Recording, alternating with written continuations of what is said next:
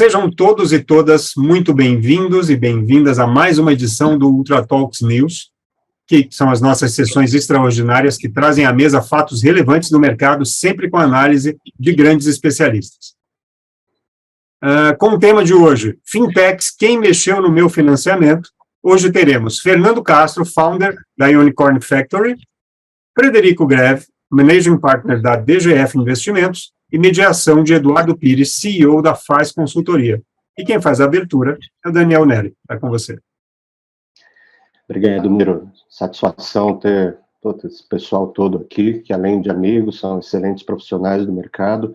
A gente teve um evento na semana passada, que foi o encerramento, né, das operações do banco SVB, lá do Silicon Valley, mas aqui a gente não vai ficar falando sobre isso, não vamos discutir o tema Silicon Valley, mas a gente entender o que ele afeta, né, na parte de investimentos, nas novas startups, e a analogia que a gente brincou aqui, né, com aquele livro, Quem Mexeu no Meu Queijo, é quem mexeu no meu financiamento, ou seja, a gente tem o Fernando aqui, que mexe que tem a Unicorn Factory, que depende de investimentos, a gente tem o Frederico Greve, que é um dos sócios da DGF, que faz investimentos, e a mediação do Eduardo Pires, que conhece esses dois lados, que já investiu, que usa investimento e que fala com bastante propriedade, navega bem nesses dois mundos. E vou passar a palavra aqui para o Edu, já começar com uma pergunta. Boa noite para todos. Boa noite a todos e a todas, um prazer, uma satisfação. O Ultra Talk está realmente mexendo com esse mercado, bem bacana, todos os capítulos que já aconteceram, e essa discussão de hoje ela é bem relevante, ultra, mega atual, né? Está acontecendo nesse momento, alguns desdobramentos, começou em 21, uma remodelada nesse mercado, um freio de ajuste nesse mercado, e agora estão acontecendo desdobramentos, alguns bastante tristes. Um prazer estar aqui e vamos lá. Eu queria perguntar inicialmente para o Frederico e para o Fernandinho, que eu creio que a gente deve dividir esse problema em duas dimensões. Tem uma dimensão que são aquelas startups, aqueles projetos que tinham fluxo a receber de instituições que, porventura, não conseguirão honrar esse fluxo. Esse é um problema grave, né? Os caras já estavam esperando a entrada desse capital em algum momento, e esse capital desaparece, absolutamente desaparece do nada. E o outro, o resto do mundo, né, o resto dos projetos, que observam o seu universo de possibilidade de financiamento reduzido. Eu acho que esse segundo também é um problema, mas é um problema menos grave, até porque eu tenho observado que não existe escassez total de grana, né? Existe um reequilíbrio. Como é que vocês veem isso, Fred e Fernando? Começa aí, Fred, pode começar. Eu começo ou você, Fernando? O investimento ou a startup? Não, deixa eu falar. Então começa aí, vai. Tá bom, beleza, obrigado, Fernando. Bom, primeiro, obrigado, Daniel, né, e o Tratax pelo convite. Prazer aqui estar falando com vocês. Estão tentando endereçar, assim, talvez as duas perguntas do Eduardo, começando aí pela primeira, né? Quando você fala em fluxo de financiamento interrompido, eu entendo que aí a gente está falando mais de fluxo de financiamento bancário, né? E aí, talvez, né, esse evento do Silicon Valley Bank seja, né, acho que um resultado de um processo que vem acontecendo, né, e onde, né, a gente está, talvez, observando este efeito, né, de você ter, assim, não o seu dinheiro, né, mas talvez um dinheiro que você eventualmente iria captar, né, e por causa de um problema sistêmico aí do banco, você não vai mais ter capital disponível para isso. Curiosamente, no caso do Silicon Valley Bank, né, que a gente está acompanhando de perto, né, por estar né, diretamente envolvido, a notícia que a gente teve essa semana, depois do processo do Federal Reserve lá garantir efetivamente todos os depósitos do banco e, com isso, acalmar a situação, é que eles iam, inclusive, honrar todas as linhas de financiamento, tá? Que eventualmente estavam contratadas com as empresas. Mas esse é um caso específico, né, onde você teve a falência lá do banco e uma intervenção e sim, um processo de garantia. Mas o que a gente vem observando, né, eu acho que isso é derivado do processo que levou à efetiva falência do banco, é que você está entrando num ciclo de restrição de crédito, né? Isso é claro, né? Então, você tem, aí falando já da segunda pergunta, né, a segunda derivada, né, depois de um período de exuberância, né, assim, um mercado que está voltando ao normal, né, eu concordo com você, Eduardo, no sentido que a gente está voltando para uma racionalidade depois de um período irracional, né, então isso vem esfriando, né, mas isso está sendo acompanhado também num processo de restrição de crédito mais tradicional. Né? E eu acho que no final é isso, né, se você analisar o que aconteceu com o banco, né, foi uma função desse processo. E o mercado, né, talvez para passar a palavra para o Fernando, não me alongar demais, né, mercado de venture, né, assim, ele é cíclico, né, ele vive de ciclos, né, a gente teve um ciclo muito forte, muito longo, muito exuberante, né, eu estou no mercado há mais de 20 anos, já vi ciclos, e esse foi longo e forte, e agora a gente está passando por um período de ajuste, né, e é normal que isso aconteça, né, no DGF a gente esperava por isso, né, e de certa forma a gente, né, talvez tenha uma postura mais de devagar e sempre, etc., né, não se afobar demais quando está muito exuberante, também não puxar o freio demais quando a coisa esfria. Mas eu tenho certeza que, eu não sei em quanto tempo, mas em mais alguns anos a coisa volta a acelerar, né, eu acho que esse é o processo natural.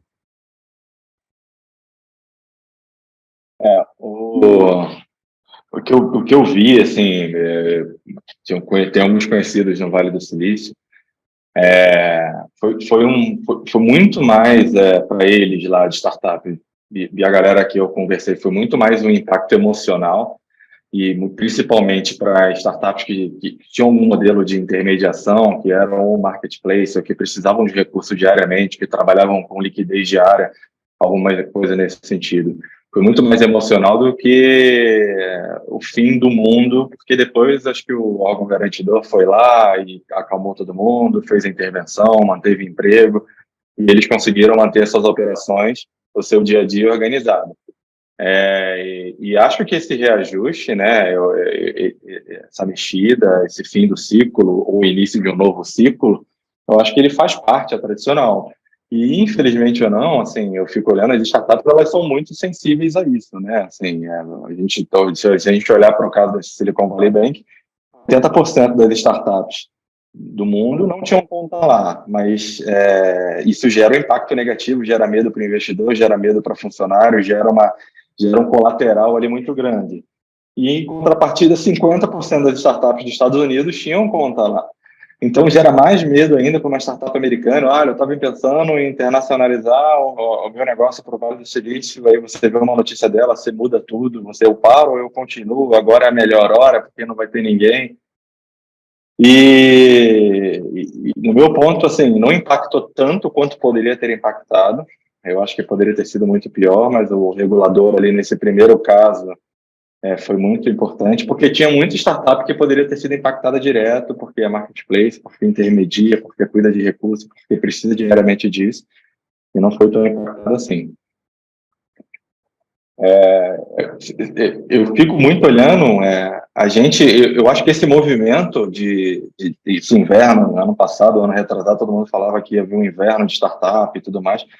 Eu acho que isso é muito para deixar. Eu acho que, tirando a forma ruim que causa impacto ali no dia a dia, isso vai cada dia mais deixar as startups mais fortes e mais preparadas. A gente via gente fazendo loucura com BP desorganizado, inclusive eu já fiz isso, moleque, lá atrás, mas agora você vai ver cada vez mais gente se preparando, não deixando o dinheiro concentrado, não se organizando, e aí isso vai criando um mercado mais maduro e mais organizado. Eu também acho, né? Isso me leva aqui à segunda reflexão, e aí é bem bacana ter as duas pontas aqui, né? O Fernando, que fica mais na ponta do tomador do recurso, e o Fred, que é o cara que coloca o recurso à disposição. E aí eu queria ouvir a visão dos dois. Eu tenho uma crença pessoal sobre a relação entre a liquidez exagerada, que especialmente em 2021, foi um negócio absurdamente exagerado, absurdamente maluco, um monte de gente fazendo coisa irresponsável pela facilidade de obtenção de recursos, e na outra ponta, esse novo reequilíbrio, né? Eu tenho, para mim, minha visão pessoal, de que a liquidez exagerada ela é tão ou mais prejudicial ao ecossistema como um todo do que esse momento reequilibrado ou até do que alguma escassez. Como é que vocês veem isso de pontas diametralmente opostas?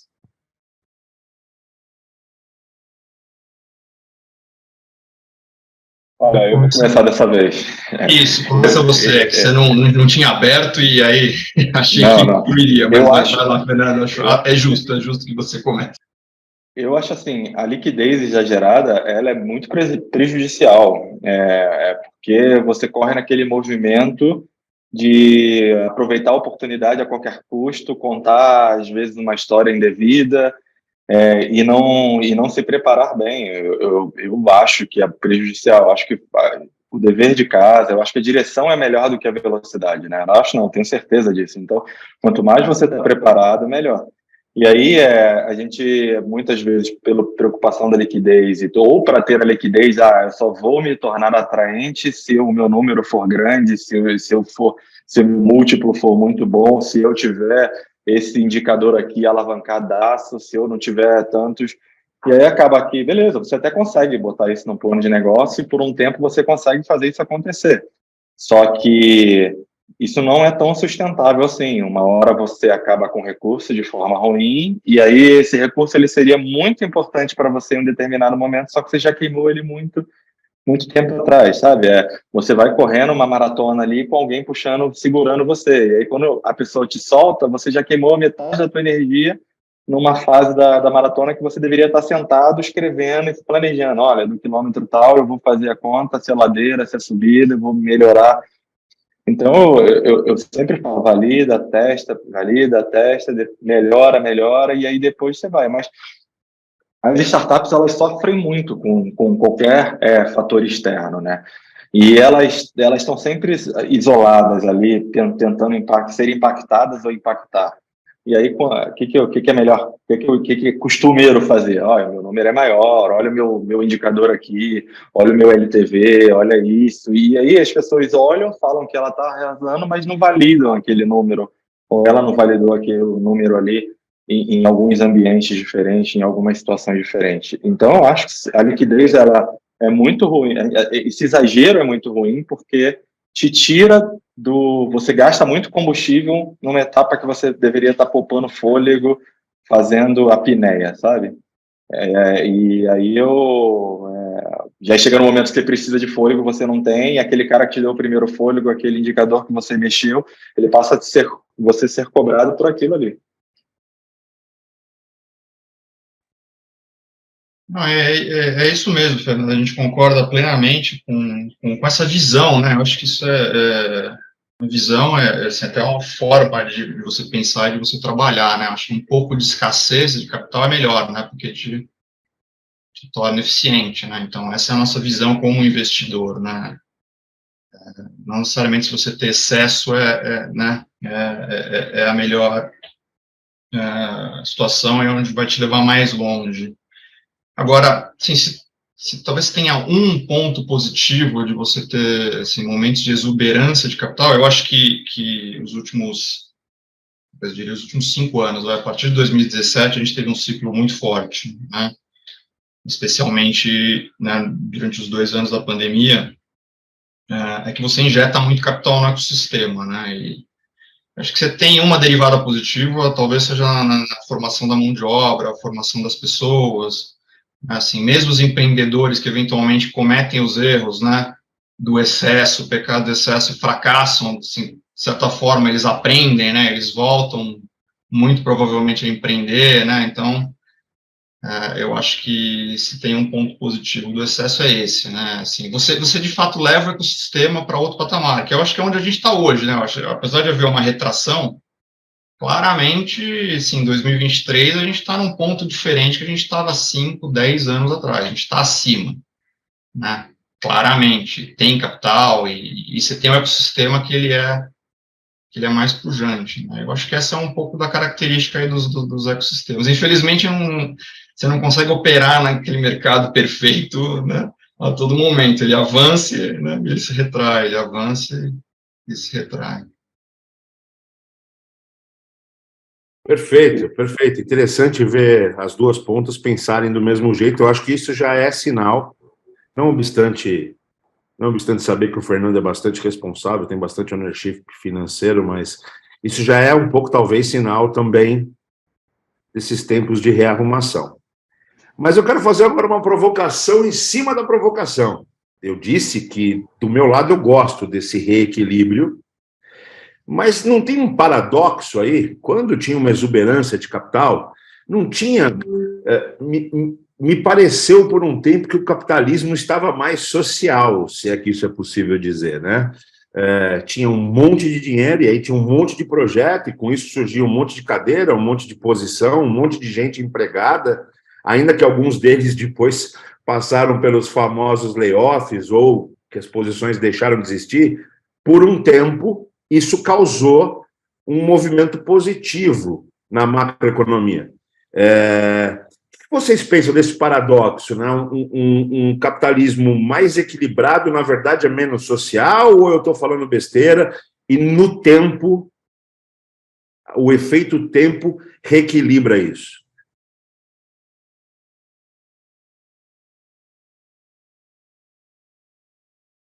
Tá mudo, Fred.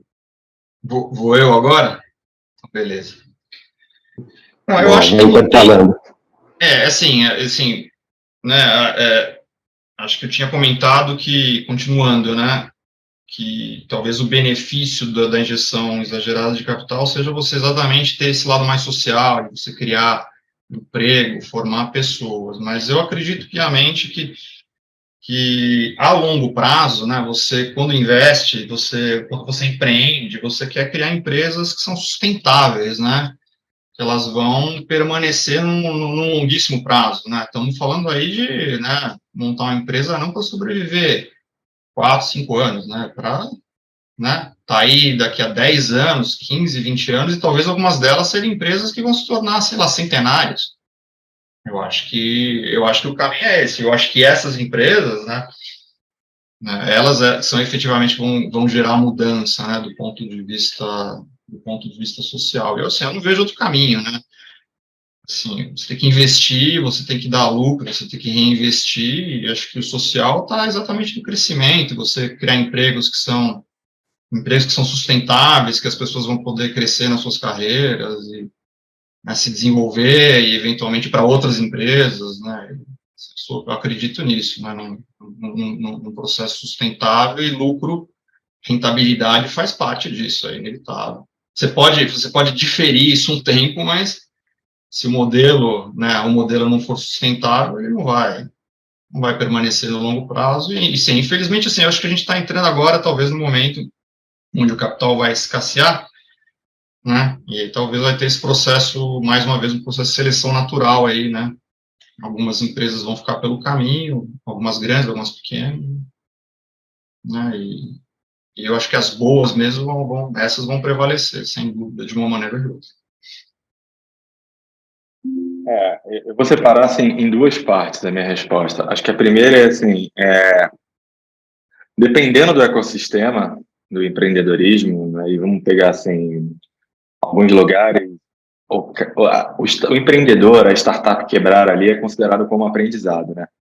dependendo se ele quebrou mesmo por algum motivo o negócio, ele é até apoiado, ele é visto como uma pessoa que tentou, que ele tem um sucesso nisso, ganhou mais experiência, formou algumas pessoas, gerou emprego e fomentou a economia durante um período ali. Então, isso gera mais know-how e melhora o ecossistema cada vez que passa, com certeza.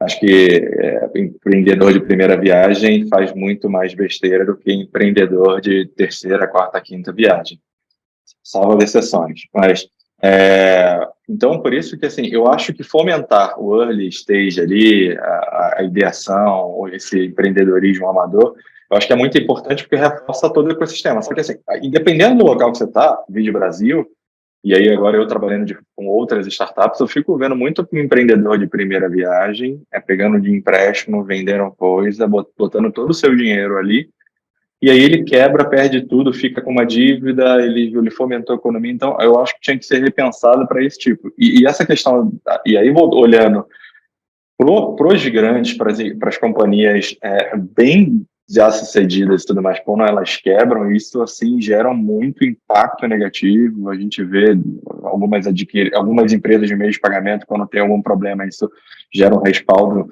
no ecossistema como um todo, seja ele um respaldo de tecnologia, de interoperabilidade financeiro, porque você gera uma economia frágil ali, né? E assim, eu acho que a liquidez, a questão do valor alto, não, eu acho que tem que ser sempre corrigido e ajustado, sabe? Eu acho que durante o lançamento, a novidade de qualquer produto, ele é hipervalorizado ou subvalorizado, porque ninguém conhece, ou porque ele está escasso e todo mundo quer, e depois a tendência é ele se ajustar. Eu acho que dificilmente ele se sustenta muito no hype da forma que a galera for, ou se de fato ele resolve uma dor e ele fomenta algum negócio, ou ele resolve um problema. Eu acho difícil ele ficar no valor tão baixo. Ele vai tentando crescer e fazer. É isso que eu acho que as big companies, eu acho que os órgãos de governo, eles têm que ajudar e apoiar para cada vez ser sustentável e ser maduro, fomentar instituições de ensino que ajudem, apoiem, formando mão de obra melhor, gerando gente melhor. Que o impacto, tanto do pequeno empreendedor quanto do grande empreendedor, ele pode ser tanto positivo quanto negativo.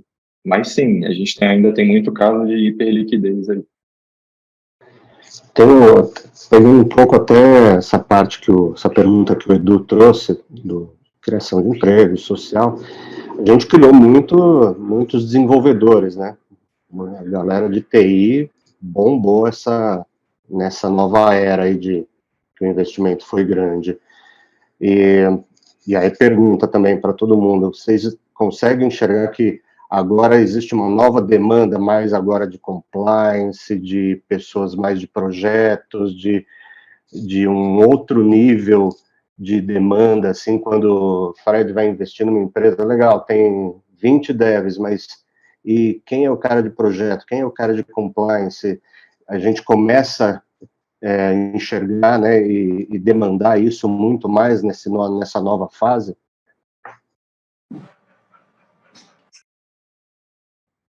Eu vou falar até breve, assim, para o pequeno negócio, assim, para o empreendedor que quer tirar uma ideia do papel, eu acho que como a gente lá atrás formou muito dev, é muito importante, mas também era um desafio. Era um desafio, ou você contratava um dev muito caro, ou você formava alguém, e aí depois de um ano essa pessoa saía e ia para outro lugar, e você começava esse processo inteiro. Por isso que eu acho que as instituições de ensino, por isso que eu acho que a formação, por isso que eu acho que incentivo, e já existem algumas iniciativas bacanas que formam para você, ou que colocam recursos já treinados e alocados. Mas falando de startup propriamente dito, e a minha avaliação, eu acho que a gente tem que começar ainda muito no processo de validação low code e no code. E tem que testar de forma o negócio, tem que validar o negócio. Seja validar se o negócio é viável com compliance, seja validar com alguém financeiro bom para testar a questão de preço e de mercado, pegar um PMO para ver se é isso que o cliente quer, se o negócio demanda, porque eu acho que gerou-se uma bolha muito grande lá atrás da questão de formar, eu tenho um time de tecnologia, mas você nem sabia o que o teu produto demandava direito, você não sabia o que o cliente queria, você estava lançando um processo, estava lançando um negócio, e metade do teu time era dev, e a folha de pagamento ia lá para cima, e você ficava numa bolha. Então, eu acho que a tecnologia no-code e low-code vai ajudar a gastar menos dinheiro e formar até profissionais mais completos. Sei lá, a gente peguei numa startup aqui um case que era profissional de uma determinada área, e era uma área financeira, que ele montou um protótipo para validar um processo interno de validação financeira. A gente usou tecnologia, a gente fez o papel de dev para validar uma escolha e um ponto ali. Então, isso você levou tecnologia, o conhecimento tecnológico para o arcabouço do financeiro, sem precisar ter um dev ali. Você formou um dev dentro do financeiro, vamos falar assim. Então, imagina, esse financeiro agora ele vai ter outros processos de validações em outros lugares que ele for, sem precisar de um dev. Ele vai ter mais autonomia, vai ter mais velocidade, vai poder entrar numa esfera mais profunda com rapidez e recurso. Eu acho que tem um monte de ferramenta que vai ajudar todo mundo a ser um pouquinho de dev, sabe?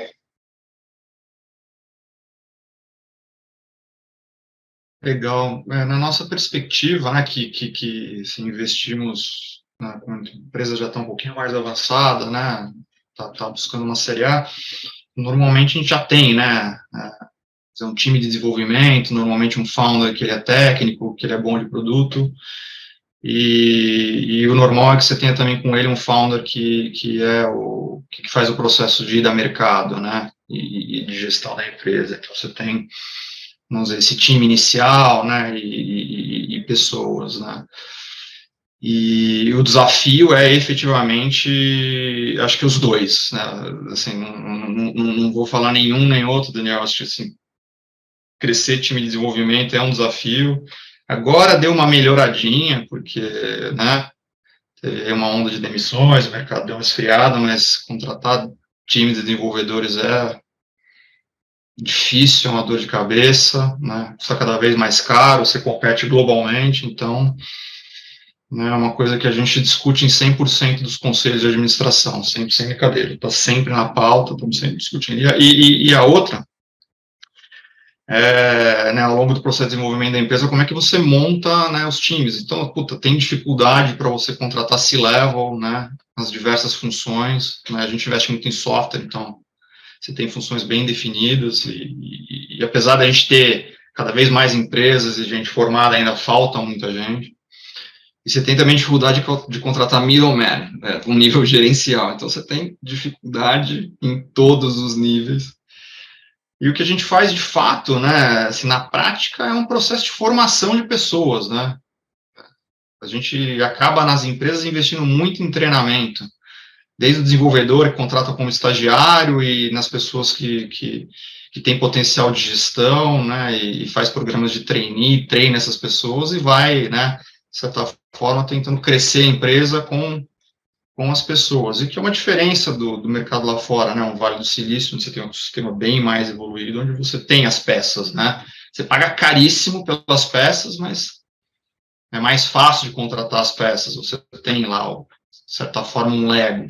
Não estou dizendo que é fácil, né, é difícil também, né, você está competindo, um grau de competição muito maior, mas pelo menos você tem as peças, para as diferentes fases, etc. Então, pessoas é o desafio da indústria, sem dúvida nenhuma, né? Eu diria que mais do que capital. Hoje a gente já está num ponto onde, não vou dizer que, né, a gente nada em capital no Brasil, não nada, né, mas tem algum capital, e tem, né, para as boas empresas, a gente, né, não tem dificuldade, talvez, de capital, a gente busca aqui ou lá fora, mas tem dificuldade em contratar as pessoas. E até esse tema de liquidez e de excesso de grana, isso ajuda a manter as pessoas no time, né? Porque quando o recurso era muito escasso, para contratar era difícil, e aí tinha muita oportunidade para dev, aí dev saía muito fácil, largava o projeto no meio do caminho. Então, hoje, se ajustando, esse movimento de ajuste vai fazer com que as pessoas saiam com menos tempo, a gente vai começar a desenvolver um relacionamento longo com o time, enfim, eu acho que é produtivo. Esse lado é muito bom, eu concordo. Obrigado, gente. Tem uma reflexão forte aqui, que é o seguinte: do mesmo jeito que a curva de subida do excesso de liquidez foi muito acelerada. O Fred colocou muito bem essa janela de tempo, né? A gente pode olhar de 17 a 21, foi uma doideira. E eu não... Como ecossistema, tá? Não estou falando do fundo A, B ou C, mas como ecossistema a gente viu um crescimento absolutamente desordenado. E agora tem um freio de arrumação. A minha visão inicial é que o freio é geral. Do mesmo jeito, os mesmos vetores que levaram à subida levam a esse reequilíbrio. E aí, juntando isso, esse freio genérico, a essa preocupação com gente que o Nery colocou muito bem, vocês não acham que o freio agora vai fazer sangrar justamente a parte mais delicada, que é a ceva e a colocação de pessoas?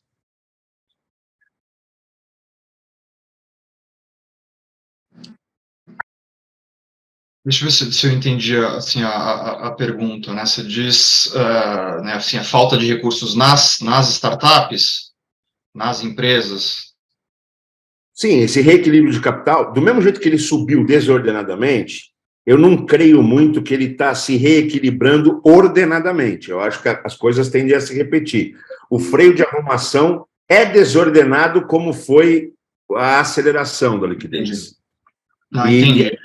A minha preocupação é, não tinha que ter um freio de arrumação mais ordenado para que a gente protegesse, por exemplo, isso que você, Fred, colocou muito bem, e essa semana só eu falei com 4 ou 5 fundos, 4 ou 5 caras que sentam em cadeiras parecidas com a sua, Fred, e todos foram unânimes em dizer exatamente isso.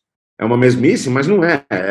É muito relevante que o investimento, que o ownership financeiro viesse dos outros assets para o caminho das pessoas e não o contrário. Mas eu tenho visto layoffs como a primeira decisão. Então, eu queria só perguntar se isso é função direta,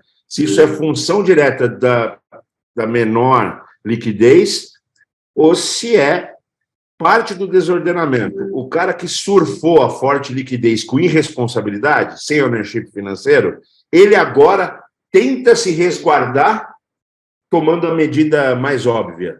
E ela acaba não sendo, porque pessoas são difíceis de repor. Então, eu queria ouvir um pouco você. Não, entendi. Não, de fato, ou seja, assim, as empresas que captaram muito dinheiro, pensando assim, né, nas empresas que ficaram maiores, captaram grandes rodadas, né, centenas de milhões de dólares, né, e aí aceleraram tremendamente seus processos de contratação, né, com base num business plan que talvez ele até venha, né, mas eu acho que talvez o business plan ele venha a ser entregue num período mais longo do que o inicialmente desenhado. E agora, assim, se colocaram numa situação que é meio que um beco sem saída, né? Porque se você tem um business plan que você não está cumprindo, né?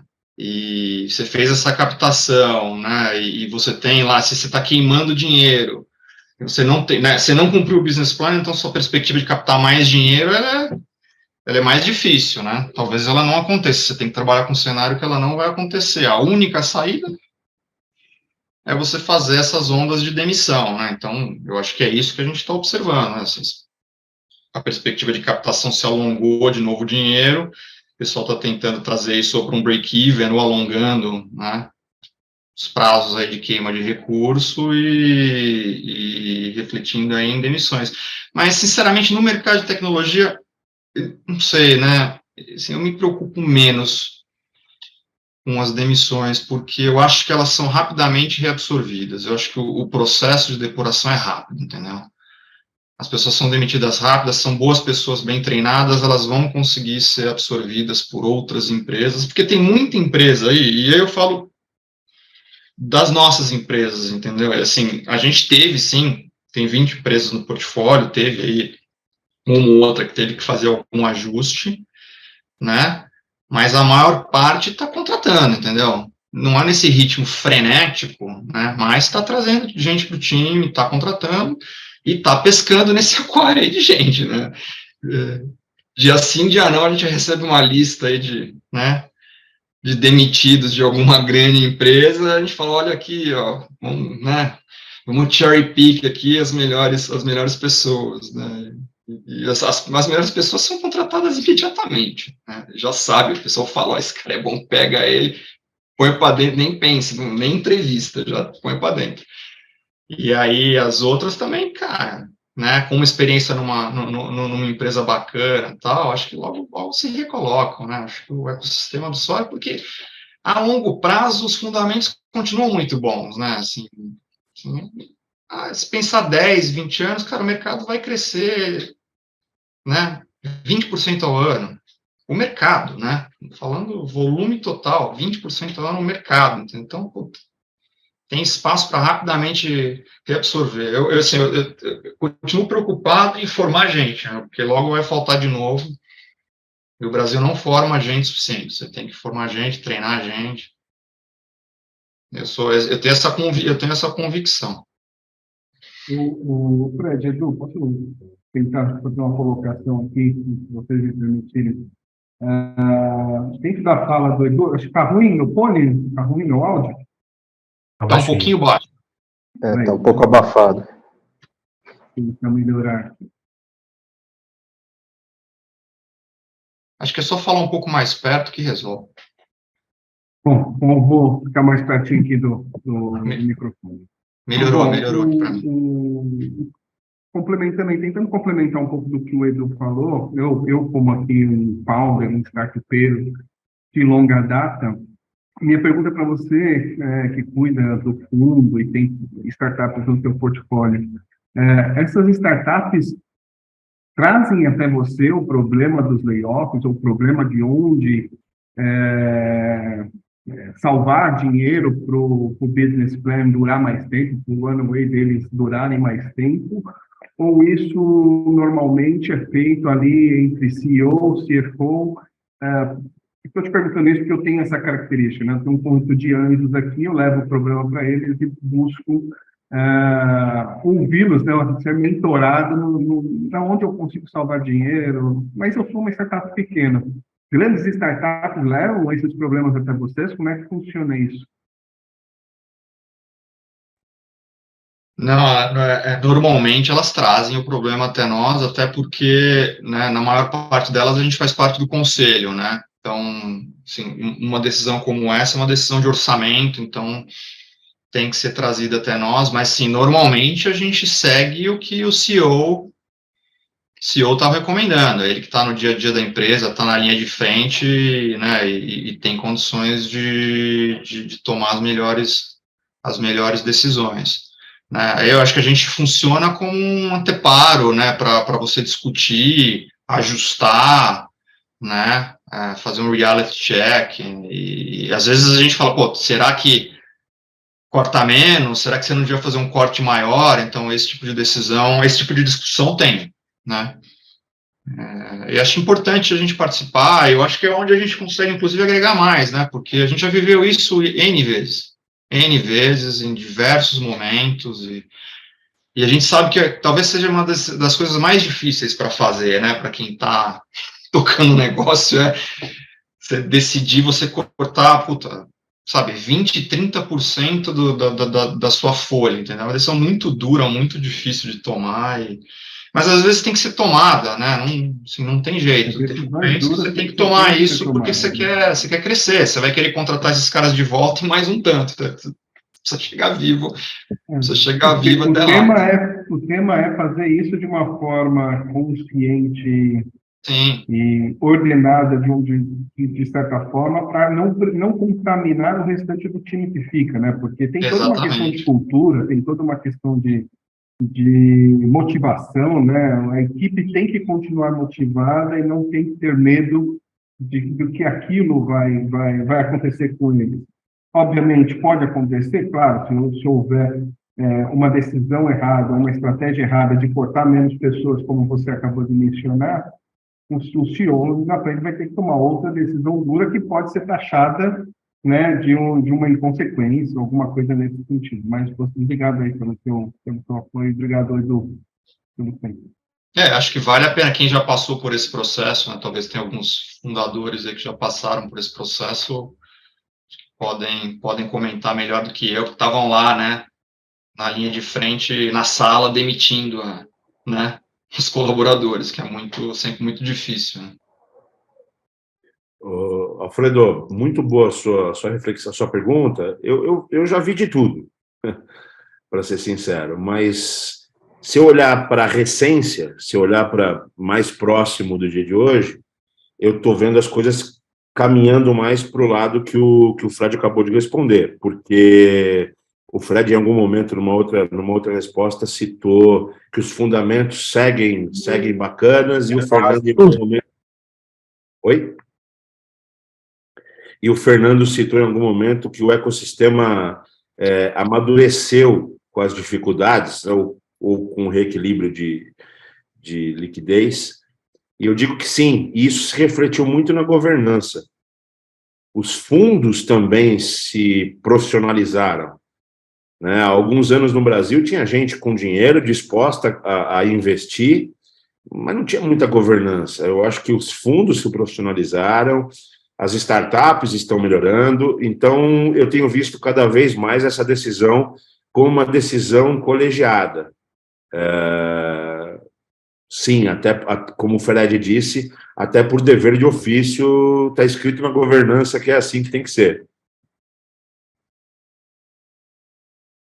Eu vou fazer assim, um comentário em cima do que o Pires falou lá atrás, né? Assim, sobre a responsabilidade da fala dessa queda, né, tá caindo e tudo mais. Assim, quando eu observo muita startup desde quando eu tinha fazia muito mais ativamente parte do ecossistema do lado startupeiro do que hoje do lado mentor. A gente sofre muito. E aí, assim, uma analogia muito na brincadeira, e aí que vem da responsabilidade, que o pessoal... A startup, às vezes, ele se comporta, quem mora em São Paulo sabe, como aquele vendedor de guarda-chuva da Avenida Paulista, né? Então, de manhã, um sol, ninguém de guarda-chuva, trovejou, começou a pingar, você olha ali, tem um monte de cara vendendo de guarda-chuva no ponto de ônibus na porta de metrô. E aí, a startup, às vezes, ela tem que ter uma maturidade, assim, e o ecossistema também. Por quê? Todo mundo vira, o ecossistema vira e fala, ó, agora não é mais escala, agora é isso. Aí as startups param tudo que estavam fazendo, desacreditam do estudo que elas estavam fazendo, e a gente já viu isso lá atrás, Deep Tech, blockchain, ESG, toda essa que vem alguém, um especialista e vira, olha, agora é ESG, e se não tiver ESG, é economia compartilhada, se não tiver economia compartilhada, agora é escala 10x, é 10x. Aí, assim, o founder estava ali, o time estava fazendo um trabalho de 5 anos, sei lá, de 6 meses, de algum período, só porque ele ouviu alguém falando no YouTube que agora a economia compartilhada, o negócio dele era, sei lá, brigadeiro online. Aí ele fala, cara, agora a gente vai fazer panela para brigadeiro, que vai vender para o cara que faz coxinha, que vai vender, mas você tirou isso, a gente nem validou isso. Então, e aí também, o que é a provocação que eu faço? O startupeiro, o vendedor de guarda-chuva, ele larga a água que ele estava vendendo porque estava calor, ele vai correndo e troca, faz escambo por guarda-chuva e começa a vender guarda-chuva. E aí o pessoal passa a comprar. A chuva dura 15 minutos, sabe? E aí vem uma outra moda, vem uma outra chuva, que aí agora é blockchain, tudo vai ser blockchain. Todo mundo para de fazer o que estava fazendo, bota no BP lá, o meu negócio aqui tem blockchain. E aí todo mundo compra aquilo. Assim, o negócio do cara não tem blockchain, mas todo mundo compra. Então eu acho que sim, tem que ter mais responsabilidade. Na hora de virar para a startup ou para o ecossistema como um todo e falar, não, agora não tem mais isso, não existe mais unicórnio, é todo mundo agora startup caramelo, qualquer coisa desse tipo, ou então baleia, ou então esquilo, ou então cachorro vira-lata, e todo mundo compra muito e larga todo o planejamento e passa a fazer isso. E aí a chuva dura 15 minutos, e aí você fala, pô, eu pivotei meu negócio aqui porque falaram para mim que ESG era moda, que blockchain era moda, que qualquer coisa era moda, e aí você perdeu dinheiro, perdeu tempo, perdeu isso. Então, eu acho que sim, temos responsabilidade como parte do ecossistema, E também deveríamos, beleza. Você é pioneiro? Eu tenho grana para ser pioneiro, para ir lá comprar esse guarda-chuva, isso não vai me impactar? Eu tenho um time qualificado, eu sei onde tem o melhor guarda-chuva, eu estudei. Se não, beleza, continua fazendo, chama alguém, conversa com quem está envolvido, chama um Fred, um Cris da vida e conta a história que você quer fazer. E com certeza, você vai validando e aquilo, de repente, quando você foi comprar o guarda-chuva, já passou o chuva. E aí não perde tempo, não perde dinheiro, já nem gastou muito tempo sobre isso. Maravilha. Fala, Vils, tudo bem? Seja bem-vindo. Primeiro, Eduardo Vils, aqui da Justa. Parabéns, né, pelos 5 anos de hoje, né? Parabéns. Obrigado. Primeiro, peço desculpa a todos aí, eu estava vendendo guarda-chuva ali na esquina, então eu me atrasei um pouquinho. Estava vendendo guarda-chuva e do jeito que eu te conheço, eu estava vendendo guarda-chuva, capa de chuva, galocha. Biscoito Globo. Se tiver sol. E Biscoito Globo, deixar claro, o Biscoito Globo não pode faltar, né? Assim, eu concordo no número general que você falou aí, Fernando. Desculpa se eu estiver sendo repetitivo alguma coisa que vocês falaram antes, que eu estava num furacãozinho aqui, resolvendo uma chuva forte aí que estava de oportunidade. Eu acho que isso acontece muito, né, Fernando, com a startup, fintech, seja o que for, que os caras não têm segurança do que está fazendo, né? O cara não tem segurança na água, não tem segurança do Biscoito Globo, então ele vai no modismo ali, né? Puta, ele está vendendo iogurte, de repente, mais vezes, paleteria, né? Nessa linha que você falou. Eu acho que empresas que têm, ela, claro, tem que ser startup, uma fintech, tem que ser modularizada, tem que ser ágil, saber mudar, a famosa frase, né? Quem vai sobrevivendo é uma rápida, ou quem se adapta melhor. Mas, às vezes, quando o cara quer se adaptar a tudo, e é tudo que é no momento, né? Então, aqui na Justa, a gente tem uma preocupação muito forte de a gente não mudar nosso foco. Assim, tem que tomar muita decisão de mudar. Claro, o mundo está todo em um caminho, não tem jeito, você muda, mas você tem que entender se faz sentido para o teu business. Não é que todo mundo está indo para o azul, você tem que ir para o azul, para o amarelo. Então, assim, acho que vejo muito acontecer isso quando o cara não está não confia muito no taco dele, não confia muito na solução dele, não sabe se esse negócio ele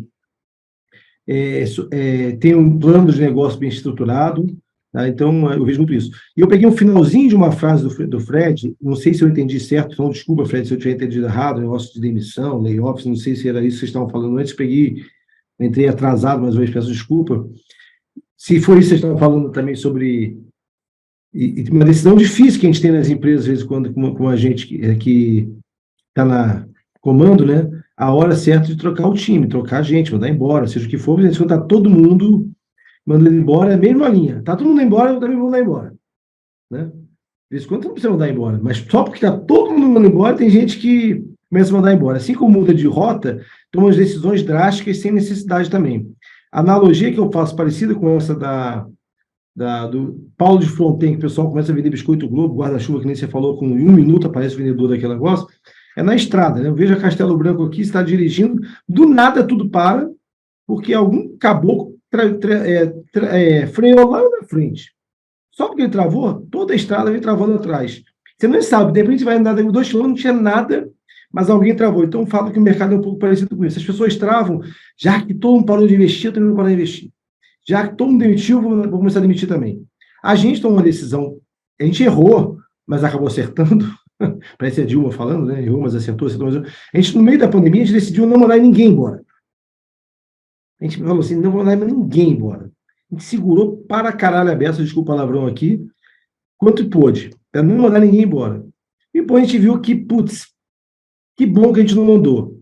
Mas muita gente fez mandar embora, porque falou, não sei onde você andar. A gente segurou, se sacrificou, gastou dinheiro para cacete da empresa. E o lado ruim dessa história, infelizmente, é que depois as pessoas não reconhecem isso, entendeu? Acha que você não foi na moda de mandar embora, e infelizmente as pessoas que ficam, boa parte não reconhece esse esforço que você fez de sangrar a empresa para segurar. E eu vi muita empresa pensando pelo bolso, e está certo, né? Não tem nada de errado, não. Pensou pelo bolso, quer mandar embora, que não sabe, não tem a previsibilidade, manda embora. Então, pegando o que você falou, Fernando, que se eu ouvi certo, peço desculpa que eu cheguei atrasado, você e o Fred, o modismo acontece por bem e por mal. Quando todo mundo freia, vamos freia. Todo mundo agora vende guarda-chuva, todo mundo SG, todo mundo blockchain. E eu até fiz uma participação no evento da Pagos, que eu falei sobre ESG, que eu sou vice-presidente de uma entidade ESG, eu falo que eu sou um ESG em construção, eu sou aprendiz disso, ainda estou longe de ser um cara moderno ao ponto de entender diversidade, inclusão, mas eu estou aprendendo. Então, a primeira posição que eu falo é que eu sou um preconceituoso em desconstrução para aprender, já queria uma coisa. E eu vejo que o ESG é uma bandeira importante, mas cada empresa no seu momento. Nem todo mundo precisa entrar na mesma onda, no mesmo momento. Pô, deixa claro, ó, eu não tenho ainda uma política de ESG, não tenho programa, estou simpático, pior é aquela que fala que tem, que nem você falou aí, Fernando, aqueles caras que falam, eu sou ESG, eu sou blockchain, tem porra nenhuma daquilo, e fala que é. Melhor falar que não tem e está em construção, está em busca de, é simpático a ideia, do que ficar alardeando. Então, esse modismo que você falou, adorei a analogia, eu vou roubar essa aí no próximo evento, que eu adoro usar frases dos outros como se fossem minhas em reuniões futuras, adorei a do guarda-chuva, do biscoito Globo, e capinha de chuva, acho que é exatamente isso, as pessoas vão muito à moda e nem tem necessidade daquilo, isso aí. Maravilha, Wilson. Obrigado pela participação. Alguém quer comentar alguma coisa ou o Luiz que vai fazer a pergunta?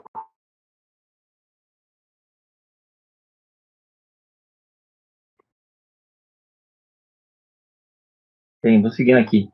Fred e Fernando, obrigado pelas avaliações, estão muito claras em relação ao mercado. Agora, uma coisa, sobre o perfil, principalmente das startups aqui no Brasil, compliance para eles é um problema, porque a gente tem um foco maior no mercado de meios de pagamento. E considerando certificações, por exemplo, de adquirentes, PCI, mandate de bandeira, o regulatório, para alguém que está começando alguma coisa no mercado financeiro, o compliance deveria ser uma premissa, mas me parece que a gente vê em muito lugar que eles veem como um estorno. Assim, tem sido um problema o compliance para as empresas? Olha, hoje está mais complicado. Antigamente era ignorado. Assim, não era compliance. Quando eu crescer, eu me preocupo com isso. E hoje em dia, eu acho até que olhando como fintechs e não ao lado de uma instituição financeira, eu acho que está mais difícil do que com uma instituição financeira. Acho que a régua é muito mais se você é uma, sei lá, eu não sei muito regra de banco, mas vou falar de meios de pagamento de fintech que eu conheço. Sei lá, você pega uma subadquirente, ela tem um processo de validação de cliente que ela é obrigada a fazer, senão ela é penalizada por bandeira, por adquirente, por estabelecimento comercial, muito grande, e aí você vê, aí você não consegue colocar aquele cliente para dentro, porque ele é PEP ou ele é alguma coisa assim, e aí você vai para uma adquirente, aí você vira para o cliente e fala, poxa, eu não vou poder te atender agora, então você vai ter que preencher esse documento, ou eu vou ter que fazer isso aqui com você.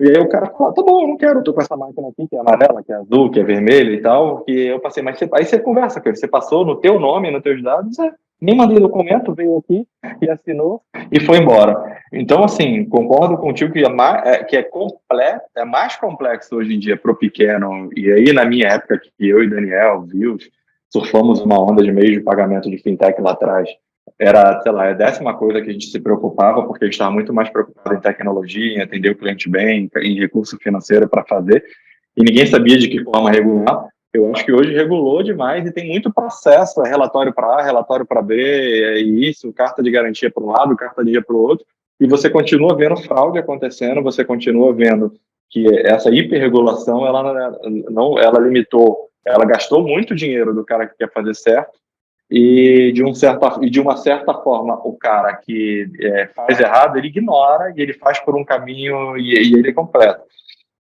E eu acho que o empreendedor, o cara que está começando, muitas vezes ele nem sabe o que é compliance. Assim, fintech eu acho que ele busca, mas ele pega dado. Eu bati um dia com uma fintech que queria fazer um programa que ele armazenava dado de cartão e ele falou que o negócio dele, ele falou, toda vez então que ele for usar o cartão, eu já peguei, porque eu tenho um lugar que eu compro a informação do cartão do cara e eu já vou saber o que ele comprou. Eu falei, cara, e proteção de dados, e essa informação é sensível, e regra PCI, Ele falou, não, mas eu vou saber pelo menos o que o cara quer comprar. Eu falei, mas você ignorou toda a regra do ecossistema para fazer o que o cara quer? Não é assim. Então, tem esses dois caminhos. Tem o lado quando ele quer fazer tudo certo, ele gasta muito para ter uma transação, e aí isso atrapalha, às vezes, ele numa contratação, numa formação. E quando ele ignora todo mundo, ele simplesmente faz, e aí lá na frente ele vem se preocupar, e de repente já com o mercado já conquistado. Como investidor, a gente olha numa perspectiva de risco, né? Se você tem efetivamente, sei lá, se não está cumprindo alguma regra regulatória, a gente vai ter que olhar a regra para entender qual que é o risco, né, que o não cumprimento dessa regra, né, traz, né, porque eventualmente você não cumpre certa coisa, mesmo sendo pequena, pode ser uma coisa que tenha um risco desproporcional, né, pode ser mortal para o business, aí não dá para aceitar, né, você tem que forçar que a empresa cumpra com isso. E tem outras coisas que a gente levanta durante o processo de entender a empresa, fazer a diligência, que fala, não, beleza, tem um problema aqui, né, precisa ser resolvido, dá para resolver em X tempo, né, e naturalmente, né, se precisar de algum tempo, né, para isso ser resolvido, acho que é ok, né, isso não vai impedir que a gente faça o investimento. E complementando essa que você puxou um lado para o risco, né, eu acho que interoperabilidade também é muito importante, assim, olhando e falando, né, outro dia eu fui num supermercado muito grande aqui de São Paulo, e as máquinas de cartões não estavam funcionando, assim, gerou um problema gigantesco ali, para o mercado, pessoas se rebelando, imagina, no Pix, máquina de cartão não funcionando, no mercado de urgência ali, e aí você não adianta você fazer negócio, você tem que sustentar ele, na hora que você faz uma fintech, você depende muito de terceiro e de você completa, então, risco, compliance, interoperabilidade, você saber o caminho que você tem que manter sempre em pé, eu acho que é sensível demais para uma startup, para uma fintech. Complementando aqui para o Luiz, o que acontece no Brasil é que o Banco Central Brasileiro, falando mais do nosso pedaço aqui das fintechs, mas o regulador brasileiro como um todo, ele é extremamente bem visto mundo afora por conta do prudencial, da visão de prudencial que o Brasil tem. Isso traz um orgulho para as autarquias, que é um negócio muito engraçado. E eu acho que ao longo do tempo isso ajudou a provocar um desequilíbrio ainda maior entre a importância, assim, da visão prudencial, mas uma orientação ao negócio. É totalmente desequilibrado nas autarquias brasileiras o cuidado com o prudencial e a visão de negócio. Mas é um cuidado com o prudencial para inglês ver.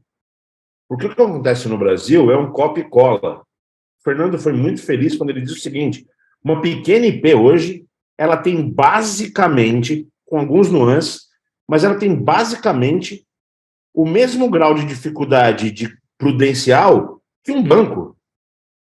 É óbvio que ela não vai conseguir andar no fio da navalha com aquilo, é óbvio. Então, queria aproveitar o Fernando na posição de fazedor de startup e o Fred na posição de investidor, que já colocou uma visão muito importante, sim, da perspectiva do investidor, é fundamental olhar a exposição a risco, né? Porque se está equilibrado ou se não está, se a regra existe, a gente tem que se adequar a ela. Mas eu queria perguntar o seguinte, o que o Fernando colocou no início da resposta, como eu nem ligava, quando eu crescer, eu vou me preocupar com isso. O Fernando que colocou assim, mas eu entendo que isso, na verdade, é uma resposta inteligente, porque assim, se você partir do princípio da quantidade absurda de regulação que a gente tem e do dimensionamento dela totalmente equivocado para o tamanho do business, você não faz nada, você nem começa. Então, eu queria dizer o seguinte, como é que vocês conseguem, principalmente Fred, como é que vocês conseguem, da perspectiva do investidor, fazer um fine tuning nessa leniência? Cara, vai indo aqui, pô, esse lugar aqui agora você não pode passar. É individualmente, é business a business, ou vocês criaram algum tipo de mecanismo?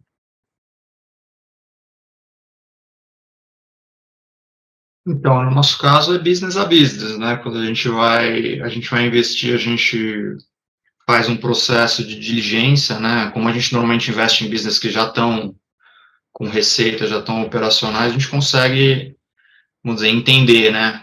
Quais que são as características daquele business, né?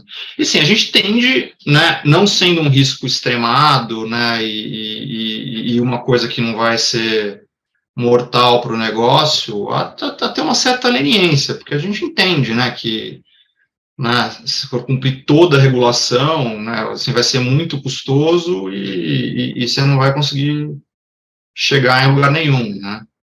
Mas, por outro lado, o que der para arrumar né, e for eficiente fazer dessa forma, a gente vai pedir para arrumar antes da gente entrar, né. Então, e assim, a gente não somos, o Dani sabe bem, né, a gente não é especialista em fintech, né, então não conheço profundamente a regulação, só sei que tem bastante regulação, né, um mercado bastante regulado, foi pelas razões óbvias, né.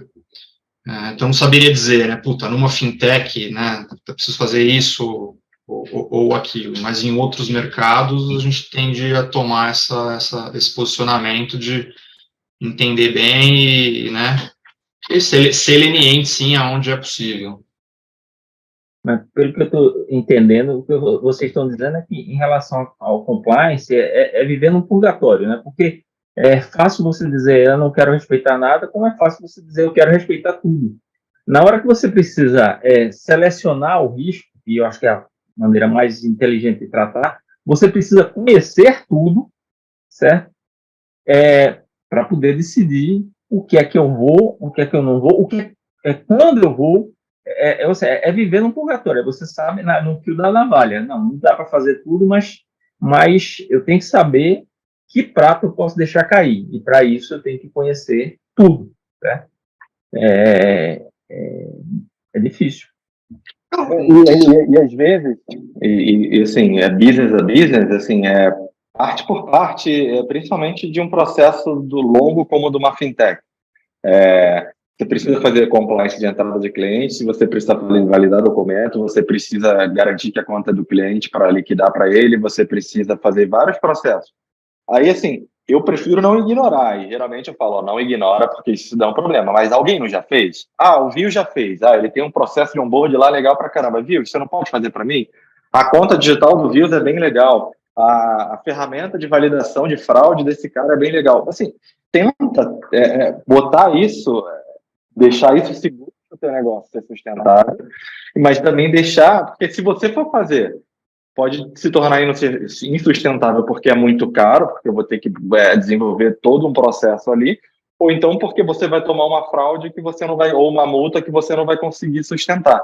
Então, assim, eu costumo brincar, legal, o teu negócio não é fintech, o teu negócio é levar comodidade. A parte aqui você faz com parceiro, essa parte aqui você faz com isso, aí você monta tudo isso e entrega. Principalmente em fintech, você tem muito white label sério aí, tem muito parceiro sério. Assim, eu tenho alguns projetos, por exemplo, com o Views aqui, que ele faz 99% do trabalho ali e ele faz todo regulado e tudo mais, e eu encapsulo e conecto nele ali para fazer essa parte. Então, se eu fosse tentar fazer aquilo tudo para ser compliance, eu não conseguiria. Fernando, então você não está compliance? Não, eu estou. Eu estou me conectando a um player compliance, ou então estou usando um fornecedor compliance, ou então estou criando isso. Aí lá na frente, quando atingir um número determinado, tiver um fundo, como do Fred aqui, que me apoia, eu construir a plataforma, eu vou e faço isso. Então o Fred vai olhar e falar, Fernando, esse processo aqui vai te economizar tanto da receita, do valor, vamos usar esse dinheiro para crescer, e aí o parceiro está fazendo com maestria, está sendo super bom, ele está compliance, vamos crescer e deixa essa parte aqui com quem sabe, com quem é compliance, com quem é organizado, entendeu? Entendido. Muito bom, gente. Bom, só para a gente seguir aqui, respeitar nosso horário, que a gente sempre faz 1h e 15, eu queria finalizar com uma pergunta, se ninguém mais tiver uma pergunta, eu queria fazer uma última, que é indo direto ao ponto aqui de quem mexeu no meu financiamento, né? O dinheiro não some, né? Ele só vai para algum canto. ele foi para os juros americanos, Fred, ou vocês só estão segurando agora para realocar em outros investimentos? Não, cara, nosso dinheiro só vai para startup, não vai para juros, não. Continua indo, não vamos parar, não. Temos um fundo, vamos investir aí nos próximos. Tem mais uns 2 anos aí para investir. A gente gosta desse tipo de mercado. Agora é a hora. E complementando ele, assim, agora vai ficar até mais fácil que o dinheiro vai. A liquidez está diminuindo, e isso, todo mundo vai querer ouvir oportunidades melhores. Então, faz o dever de cada melhor, procure especialista, conversa, valida, se organiza bem, valida se o 1 é 1 mesmo, ou é 0,90, ou é 1,10. E não adianta, o 1 nunca vai ser 2 e nunca vai ser 0. Ele vai ser ali ou 0,90 ou 1,10 e você vai ajustar isso. Mas quando você começar a alavancar muito ou diminuir muito, não vai dar negócio. Então, assim, eu continuo achando que é oportunidade. Pode estar até o inverno, mas tem casaco pra caramba, ou tem fogueira, ou o dinheiro não vai parar de circular. Cara. E assim, se eu te falar, quem investiu no teu quê? Provavelmente você tem a resposta.